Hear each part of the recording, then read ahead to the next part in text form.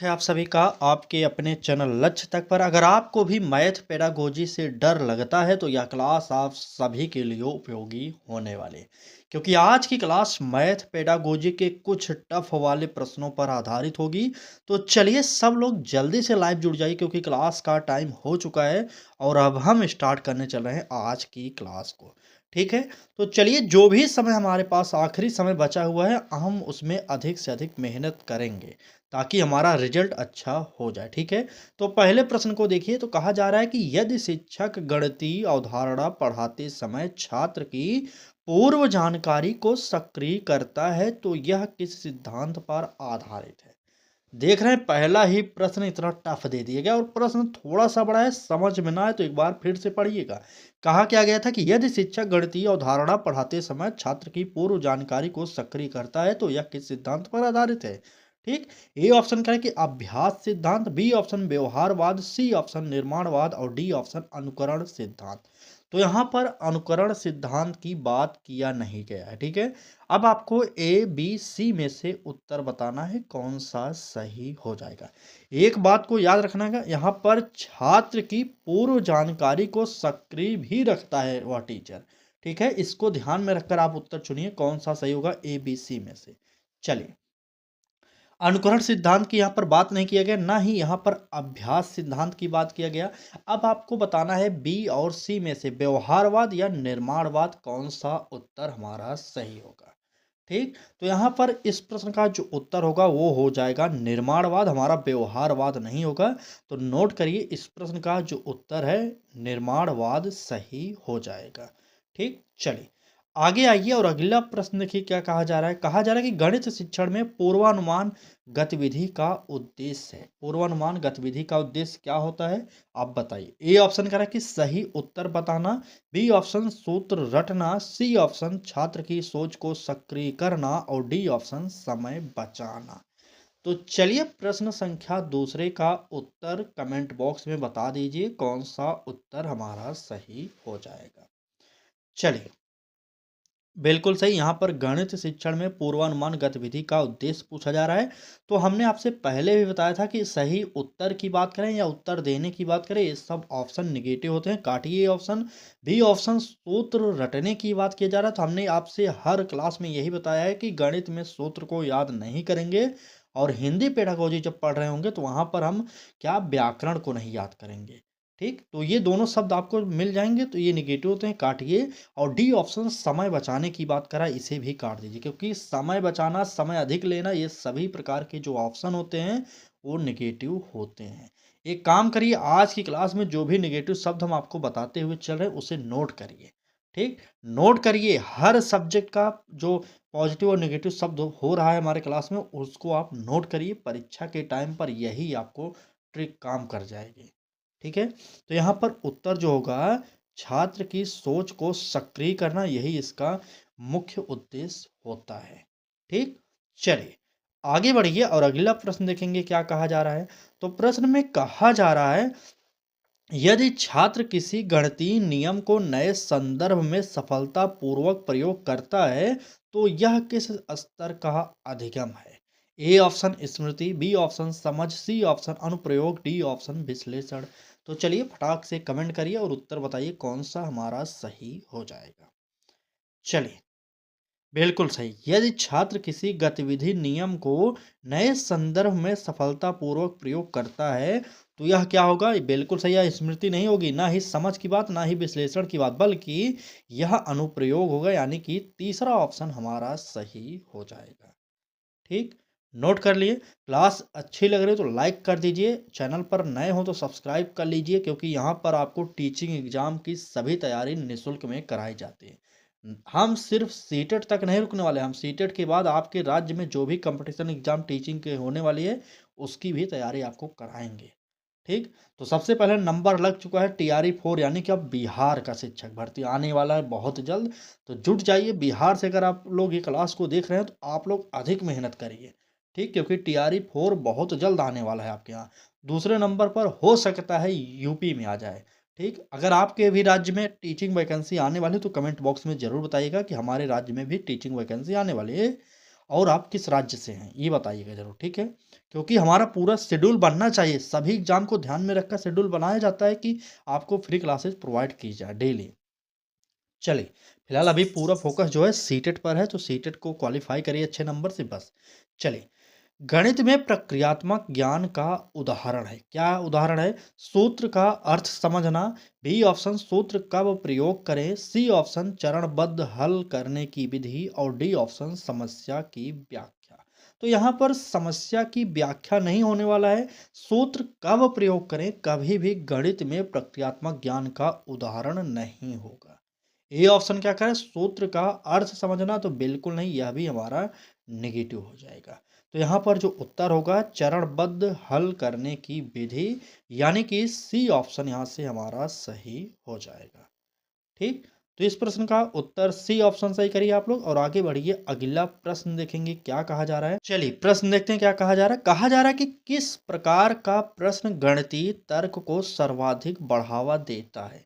गणितीय तर्क की बढ़ावा की बात किया जा रहा है। हाँ या नहीं प्रश्न, एक शब्द उत्तर, या क्यों और कैसे आधारित प्रश्न, या रिक्त स्थान भरो। तो चलिए यहाँ पर गणितीय तर्क की बात किया जा रहा है। आप लोग सब जल्दी से कमेंट बॉक्स में इसका उत्तर बता दीजिए। चलिए, तो देखिए, हाँ या नहीं वाले प्रश्न कभी भी गणितीय तर्क को बढ़ावा नहीं देते, इसलिए ए ऑप्शन हमारा कट जाएगा। बी ऑप्शन कह रहा है कि एक शब्द उत्तर, बिल्कुल नहीं। अगर एक ही शब्द में उत्तर दे दिया जाएगा तो वहां पर तर्क लगाने की बात ही नहीं होगा और तर्क बढ़ेगा भी नहीं, ठीक है? इसलिए बी ऑप्शन को काटिए। सी ऑप्शन कह रहा है कि क्यों और कैसे आधारित प्रश्न, यानी कि हमारा इसमें जो है तीसरा ऑप्शन इसका सही हो जाएगा। ठीक, बिल्कुल तीसरा ऑप्शन सही करिए। तुरंत आगे बढ़िए, अगला प्रश्न देखेंगे। कहा जा रहा है कि यदि शिक्षक छात्र को गलती सुधारने का अवसर देता है तो यह किस प्रकार का वातावरण दर्शाता है। एक टीचर है जो क्लास में बच्चा त्रुटि करता है उसे गलती सुधारने का मौका दे रहा है, तो आपसे पूछा जा रहा है कि यह किस प्रकार का वातावरण होगा। ए ऑप्शन दंडात्मक, बिल्कुल नहीं, क्योंकि वह सुधारने का मौका दे रहा, तो यहाँ पर दंड तो टीचर दे नहीं रहा है, इसलिए हमारा ए ऑप्शन कट जाएगा। बी ऑप्शन करा कि प्रतिस्पर्धात्मक, बिल्कुल नहीं, वहां पर प्रतिस्पर्धा नहीं हो रही बालकों के बीच में, इसलिए आप इसे भी काटिए। सी ऑप्शन करा कि सहायक अधिगम और डी ऑप्शन नियंत्रणात्मक। तो नियंत्रणात्मक हमारा नहीं होगा सही, उत्तर जो होगा सहायक अधिगम एकदम 100% सही होगा। ठीक, पूरे प्रश्न एनसीईआरटी के हैं, नहीं तो एनसीईआरटी बेस्ड है और एकदम नए नए प्रश्न हैं। यकीन मानिए, यहाँ जो भी आपको प्रश्न कराया जा रहा है आपके पेपर में देखने को मिल सकते हैं। ठीक, चलिए प्रश्न देखते हैं। कहा जा रहा है कि गणितीय संकल्पनाओं को जोड़कर पढ़ाना किस दृष्टिकोण का उदाहरण है। क्या विषय वस्तु केंद्रित होगा, समेकित दृष्टिकोण होगा, या व्याख्यान विधि होगा, या रटंत विधि होगा। तो रटंत विधि किसी भी प्रश्न का उत्तर नहीं होता, इसलिए डी ऑप्शन को हम काटेंगे। अब आपको बी, ए और सी में से उत्तर बताना है कौन सा सही हो जाएगा। चलिए, विषय वस्तु भाई साहब यहाँ पर व्याख्यान केंद्र, सी ऑप्शन को काट दीजिए। चलिए, जो लोग बता रहे थे सी, उनका गलत हो गया, क्योंकि अभी कुछ लोग सी सी बार बार कमेंट कर रहे थे, उनका अब तो गलत हो गया। ठीक, तो यहाँ पर गणितीय संकल्पनाओं को जोड़कर पढ़ाना बात किया जाए तो समेकित दृष्टिकोण का उदाहरण होता है, यानी कि बी ऑप्शन इसका हमारा सही हो जाएगा। ठीक, चलें आगे।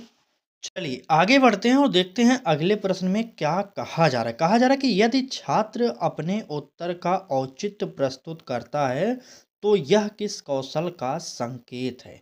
स्मरण का होगा, गणना का होगा, तर्क एवं प्रमाण का होगा, या अनुकरण का होगा। तो चलिए यहाँ पर जल्दी से उत्तर बताइए कि इस प्रश्न का कौन सा सही होने वाला है। चलिए सभी लोग कमेंट करेंगे फटाक से। तो बिल्कुल सही, यहाँ पर जितने भी लोगों ने उत्तर दिया है तर्क एवं प्रमाण का, ये उत्तर हमारा 100% सही हो जाएगा। ठीक है, सी ऑप्शन। चलिए आगे आइए, अगला प्रश्न देखेंगे। तो कहा जा रहा है कि गणित शिक्षण में खुली गतिविधियां किसे बढ़ावा देती हैं। खुली गतिविधियों की बात किया जा रहा है, केवल सही उत्तर, रचनात्मक सोच, समय प्रबंधन और रटंत। तो रटंत वाला सही नहीं होगा। आप बताइए ए बी सी में से कौन सा उत्तर आपको सही लग रहा है। चलिए फटाक से कमेंट करेंगे, सब लोग एक तरफ से कमेंट करिए क्योंकि समय कम है। अब तो आप थोड़ा एक्टिव हो जाइए पढ़ाई से संबंधित, ठीक है। तो यहाँ पर केवल सही उत्तर देना, ये कभी भी खुली गतिविधियाँ नहीं होंगी क्योंकि खुली गतिविधियाँ जो होती हैं वह सृजनात्मकता पर आधारित होनी चाहिए। इस ऑप्शन में खोजिए कहाँ पर सृजनात्मकता से संबंधित जो रिलेटेड है उससे ऑप्शन है। तो यहाँ पर केवल सही उत्तर वाला गलत होगा।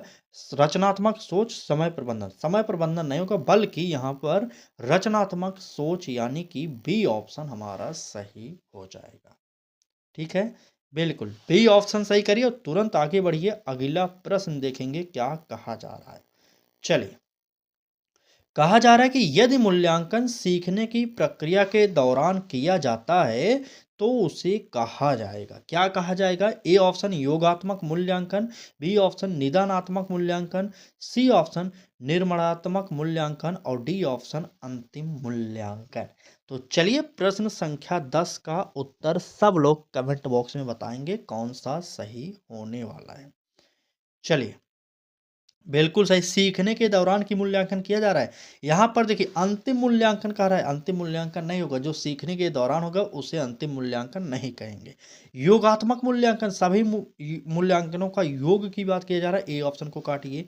और अब आपको बी और सी में से बताना है, निदानात्मक मूल्यांकन या निर्माणात्मक मूल्यांकन।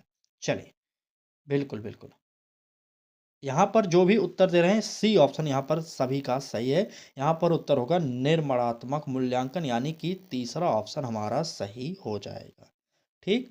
चलिए आगे चलें, आगे बढ़ते हैं, अगला प्रश्न देखेंगे क्या कहा जा रहा है। तो प्रश्न में कहा जा रहा है कि गणितीय भाषा की स्पष्टता के लिए शिक्षक को करना चाहिए, क्या करना चाहिए? ए ऑप्शन कह रहा है कि कठिन शब्द प्रयोग बिल्कुल नहीं। अगर आपको गणितीय भाषा की स्पष्टता करानी है तो वहाँ पर अगर आप कठिन शब्द का प्रयोग कर देंगे तो बालक के सामने तो वह बेकार हो जाएगा, क्योंकि बालक हमारा कक्षा 1 से लेकर 8 का है। आपको भी पता है प्राइमरी से लेकर उच्च प्राइमरी स्तर पर आप कठिन शब्दों का प्रयोग नहीं कर सकते, ठीक। इसलिए आपको ए ऑप्शन गलत करना है। बी ऑप्शन कहा जा रहा है केवल प्रतीक प्रयोग बिल्कुल नहीं, यहाँ पर केवल प्रतीक प्रयोग नहीं होने वाला है। और सी ऑप्शन शब्द चित्र और प्रतीक का संतुलित प्रयोग और डी ऑप्शन केवल सूत्र लिखना। तो यहाँ पर उत्तर एकदम से सही होगा क्या? सी ऑप्शन, ठीक। बिल्कुल, चलिए सी ऑप्शन सही करिए, तुरंत आगे बढ़िए, अगला प्रश्न देखेंगे क्या कहा जा रहा है। कहा जा रहा है कि किस प्रकार का अधिगम गणित में दीर्घकालिक होता है? क्या रटंत अधिगम? बिल्कुल नहीं, दीर्घकालिक अधिगम के अंतर्गत कभी भी रटंत अधिगम नहीं आने वाला, ठीक है। अर्थपूर्ण अधिगम ये हमारा हो सकता है। आकस्मिक अधिगम तो बिल्कुल नहीं, आकस्मिक अधिगम की बात नहीं करेंगे आप। यांत्रिक अधिगम, यहाँ पर बार बार सीखना नहीं हो रहा है, ठीक है। अधिगम का अर्थ होता है सीखना और यांत्रिक का अर्थ होता है बार बार। तो इसलिए हमारा यहाँ पर डी ऑप्शन भी गलत हो जाएगा, ठीक। तो यहाँ पर उत्तर जो होगा बी ऑप्शन, यानी कि अर्थपूर्ण अधिगम सही करिए आप लोग, ठीक, बी ऑप्शन। चलिए, क्लास अच्छी लग रही तो एक बार लाइक जरूर करिए और अपने मित्रों तक शेयर जरूर कर दीजिए इस क्लास को, क्योंकि यह क्लास आपके पेपर के लिए ब्रह्मास्त्र साबित होने वाली है। हम आपको गणित पेडागोजी हो या हिंदी पेडागोजी हो या ईबीएस पेडागोजी हो या कुछ भी, जो भी हमारे चैनल पर आपको सीटेट से संबंधित पढ़ाया जा रहा है, बहुत ही आसान शब्दों में समझाने की कोशिश कर रहे हैं, ताकि आप पहली बार में ही समझ जाएं और सीटेट के प्रश्नों को अच्छे तरीक़े से यहाँ पर प्रैक्टिस करने के बाद आप पेपर में भी अच्छा स्कोर पा जाएँ, ठीक। तो चलिए आगे बढ़ते हैं और अगला प्रश्न देखेंगे। कहा जा रहा है कि यदि छात्र एक ही समस्या को अलग-अलग तरीकों से हल करता है तो यह दर्शाएगा, क्या दर्शाएगा? ए ऑप्शन कह रहा है कि भ्रम, बिल्कुल नहीं, बालक तो अलग-अलग तरीकों से जब हल कर रहा है तो वहाँ पर भ्रम की स्थिति पैदा ही नहीं होगी, ए ऑप्शन को काट दीजिए। बी ऑप्शन कह रहा है कि समय की बर्बादी, बिल्कुल नहीं, समय की बर्बादी वाला ऑप्शन भी काटिए। सी ऑप्शन गणितीय लचीलापन और डी ऑप्शन अनुशासनहीनता। चलिए, बताइए सी और डी में से उत्तर क्या होने वाला है? बिल्कुल, यहाँ पर अनुशासनहीनता की बात नहीं किया जा रहा, डी ऑप्शन को काटिए। यहाँ पर उत्तर जो होगा गणितीय लचीलापन, यानी कि सी ऑप्शन यहाँ पर हमारा सही हो जाएगा, ठीक, सी ऑप्शन। चलिए, आगे आइए अगला प्रश्न देखेंगे क्या कहा जा रहा है। तो प्रश्न में कहा जा रहा है कि गणित शिक्षण में वास्तविक जीवन उदाहरण देने का मुख्य उद्देश्य है। क्या उद्देश्य होने वाला है बताइए। कठिनाई बढ़ाना, या पाठ शीघ्र पूरा करना, या अर्थपूर्ण अधिगम, या केवल मनोरंजन। तो जहाँ मैंने जब पहले ही बता दिया था कि जहाँ पर सिर्फ मनोरंजन की बात किया जाएगा वह ऑप्शन हमेशा नेगेटिव होगा, इसलिए हमारा डी ऑप्शन काटिए। सी ऑप्शन करें कि अर्थपूर्ण अधिगम, और बी ऑप्शन करें कि पाठ शीघ्र पूरा करना। तो यहाँ पर पाठ शीघ्र पूरा करने की भी बात नहीं की गई, इसलिए बी ऑप्शन को काट दीजिए। ए ऑप्शन करें कि कठिनाई बढ़ाना, तो बिल्कुल नहीं, कठिनाई बढ़ाने की बात यहाँ पर नहीं होने वाली। ठीक है, तो यहाँ पर अर्थपूर्ण अधिगम होगा, यानी कि सी ऑप्शन हमारा यहाँ पर सही हो जाएगा। ठीक, सी ऑप्शन। चलिए आगे आइए अगला प्रश्न देखेंगे क्या कहा जा रहा है। कहा जा रहा है कि किस प्रकार का फीडबैक गणित सीखने में सबसे प्रभावी होता है। बहुत ही इंपॉर्टेंट प्रश्न है, बताइए कौन सा उत्तर होने वाला है। किस प्रकार का फीडबैक गणित सीखने में सबसे प्रभावी होगा। केवल अंक बताना होगा, गलत कह देना होगा, सुधार हेतु विशिष्ट सुझाव देना होगा, या तुलना करना होगा। तो चलिए प्रश्न संख्या 15 का उत्तर सब लोग कमेंट बॉक्स में बताएंगे कौन सा सही हो जाएगा। चलिए, फीडबैक गणित सीखने में सबसे प्रभावी होता है, यह आपको बताना था ना। बिल्कुल, केवल अंक बताना तो बिल्कुल नहीं, यह फीडबैक का उद्देश्य नहीं होगा। गलत कह देना बिल्कुल नहीं, तुलना करने की बात यहाँ पर नहीं, बल्कि यहाँ पर क्या होगा, सुधार हेतु विशिष्ट सुझाव देना, यानी कि यहाँ पर हमारा तीसरा ऑप्शन सही हो जाएगा। ठीक, बिल्कुल सही, सी ऑप्शन यहाँ पर सही हो जाएगा। चलिए आगे बढ़ते हैं और अगला प्रश्न बताइए कौन सा उत्तर होने वाला है। कहा जा रहा है कि यदि छात्र समूह में समस्या हल करते हैं तो यह किसका विकास करता है, बताइए। जब समूह में किसी भी समस्या को हल किया जाता है या प्रश्न को हल किया जाता है तो किसका विकास होगा, ये आपसे पूछा जा रहा है। बताइए। ए ऑप्शन केवल प्रतिस्पर्धा, बी ऑप्शन सहयोग और संप्रेषण, सी ऑप्शन भय, और डी ऑप्शन निष्क्रियता। बताइए। तो यहाँ पर निष्क्रियता वाला ऑप्शन नहीं होगा, ना ही भय वाला ऑप्शन होगा। अब आपको ए और बी में से उत्तर चुनना है कौन सा सही होगा। चलिए सब लोग बताइए। या हमने आपसे पहले भी बताया था कहीं पर भी प्रतिस्पर्धा नहीं कराएंगे आप, ना ही क्लास में प्रतिस्पर्धा होनी चाहिए, इसलिए ए ऑप्शन आप काटिए। यहाँ पर सहयोग और संप्रेषण हमारा एकदम उत्तर सही हो जाएगा। ठीक, बताइए अच्छी लग रही क्लास कि नहीं, आपको समझ में आ रहा है कि नहीं, प्रश्नों का पैटर्न जो है वो सही है कि नहीं, सभी चीज़ों को एक बार कमेंट करके बताइए। सब लोग कमेंट करेंगे, चलिए सब लोग कमेंट करेंगे ताकि हमें तो पता चलता रहे कि आपको समझ में क्लास आ रही है कि नहीं आ रही है। ठीक, चलिए आगे बढ़िए और अगला प्रश्न देखिए। कहा जा रहा है कि गणितीय अवधारणाओं का क्रमबद्ध विकास किस सिद्धांत से संबंधित है। ए ऑप्शन अचानक अधिगम से, क्रमिक अधिगम से, दंड सिद्धांत से, अनुकरण सिद्धांत से। चलिए बताइए यहाँ पर गणितीय अवधारणाओं का क्रमबद्ध विकास किस सिद्धांत से संबंधित है। कमेंट बॉक्स में सब लोग उत्तर बताइए जल्दी से। चलिए गणितीय अवधारणाओं के बारे में बिल्कुल सही, यहाँ पर दंड सिद्धांत नहीं होने वाला, ना ही अनुकरण सिद्धांत होने वाला है, काटिए। सी और डी यहाँ पर आंसर नहीं होने वाला है। बी कह रहा है क्रमिक अधिगम, और ए कह रहा है कि अचानक अधिगम। तो अचानक अधिगम की यहाँ पर बात नहीं किया जाएगा, बल्कि क्रमिक अधिगम की बात की जाएगी। यहाँ पर बी ऑप्शन हमारा सही हो जाएगा। बिल्कुल, चलिए आगे बढ़ते हैं, अगला प्रश्न देखेंगे। अगले प्रश्न में कहा जा रहा है, देखिए कह रहा है कि किस स्थिति में शिक्षक मार्गदर्शक की भूमिका में होता है। ए ऑप्शन व्याख्यान देते समय, क्या व्याख्यान देते समय टीचर जो है मार्गदर्शक की भूमिका अदा करता है, तो बिल्कुल नहीं, यहाँ पर ए ऑप्शन काटिए। बी ऑप्शन उत्तर बताते समय, बिल्कुल नहीं, उत्तर बताते समय यहाँ पर ये ऑप्शन भी निगेटिव है। सी ऑप्शन समस्या समाधान गतिविधि में, और डी ऑप्शन परीक्षा लेते समय। परीक्षा की बात यहाँ पर नहीं की जाएगी, बल्कि यहाँ पर सी ऑप्शन सही हो जाएगा। ठीक, बिल्कुल सही, सी ऑप्शन सही होगा। आगे बढ़ते हैं, अगला प्रश्न देखेंगे। तो अगले प्रश्न में कहा जा रहा है कि सीटेट गणित पेडागोजी में सबसे अधिक बल दिया जाता है। किस पर दिया जाएगा? गति पर दिया जाएगा, रटंत पर, या अवधारणात्मक समझ पर, या केवल अभ्यास पर? चलिए, सीटेट गणित पेडागोजी में सबसे अधिक बल दिया जाता है, वह बताना है किस पर। तो हमने आपसे पहले बताया गति कोई महत्वपूर्ण नहीं है, रटंत भी इम्पोर्टेंट नहीं, ना ही अभ्यास इम्पोर्टेंट है, बल्कि अवधारणात्मक समझ हमारा सबसे ज़्यादा इम्पोर्टेंट होने वाला है। ठीक है, तो यहाँ पर हमारा उत्तर जो होगा सी ऑप्शन सही हो जाएगा। ठीक, चलिए, आज की क्लास में बस इतने ही प्रश्न थे। बाकी क्लास आपको अच्छी लगी हो तो लाइक कर दीजिएगा, चैनल पर पहली बार आए तो सब्सक्राइब कर लीजिए, क्योंकि सीटेट के बाद हम आपको आपके राज्यों में होने वाली शिक्षक भर्ती की परीक्षाओं की तैयारी भी निःशुल्क में कराएंगे। तो जुड़े रहिए हमारे साथ, क्योंकि यही हमारा आखिरी समय है। अगर इस बार हम सीटेट नहीं पास हो पाए तो दिक्कत हो जाएगी। क्यों? क्योंकि यहाँ पर सिलेबस भी बदलने वाला है। ठीक, तो चलिए बताइएगा ज़रूर क्लास कैसी लगी आपको। फिलहाल आप किस राज्य से इस क्लास को देख रहे हैं, इस बार कमेंट करके ज़रूर बताइएगा।